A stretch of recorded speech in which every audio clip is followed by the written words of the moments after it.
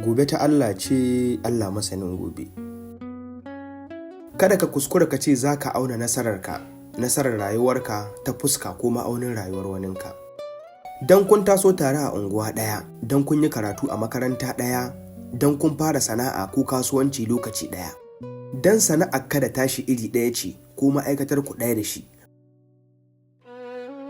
ba zai zama lalle ma'aunin rayuwar ku ɗaya da shi ba. In har ya kasance abin da yake fuskanta da wanda kake fuskanta daban, abin da yake ginawa ko yake kansa a yau daban da wanda kake kansa ko kake ginawa a yau. Idan ya kasance mafarkin ku da kai da shi ba ɗaya ba, manufa da dalilin ku ba ɗaya ne ba, ta ina kake tsammanin zaka auna rayuwarka da shi? Dan uwa, kowa da ma'aunin rayuwarsa. Auna taka rayuwa ka bashi da tashi.